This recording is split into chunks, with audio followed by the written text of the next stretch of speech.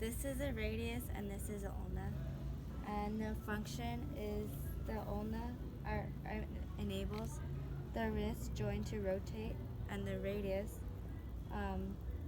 is to articulate with the ulna and humerus at the elbow. And then the radius and ulna are found in the appendicular skeleton. It is superior to the carpals, and the radius and ulna are lateral from each other. And then both the radius and ulna articulate with the humerus.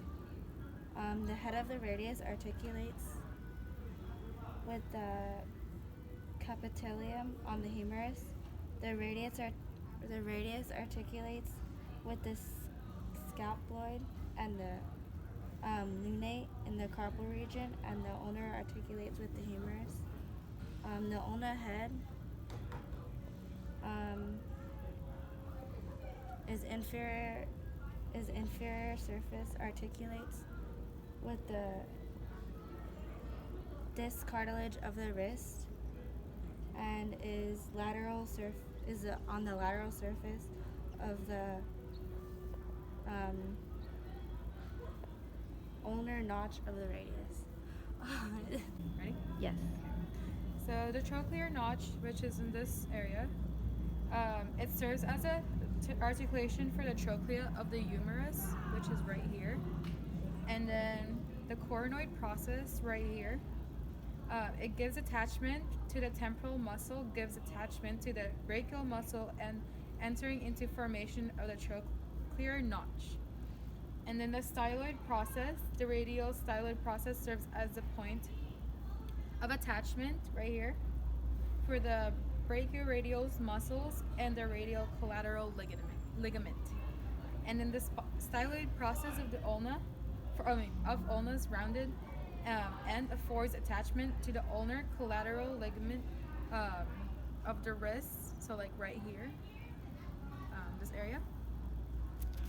And then the radial notch, it serves for attachment of the annular ligament.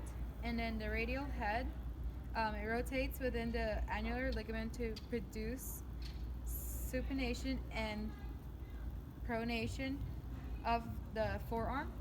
And then the radial tuberosity receives biceps tendon, and it extends the length of the shaft and provides attachment for the interosseous membrane connecting the radius and the ulna. So like around this area, and then you could stop it. Okay.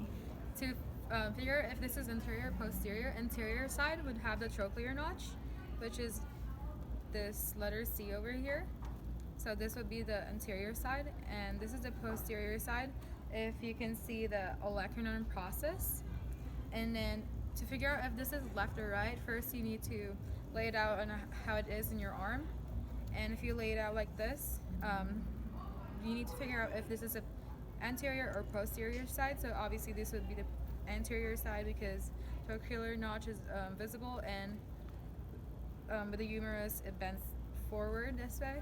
And also to figure out if this is going to be the left or right, the ulna is always in the medial side, and the radius is always in the lateral side.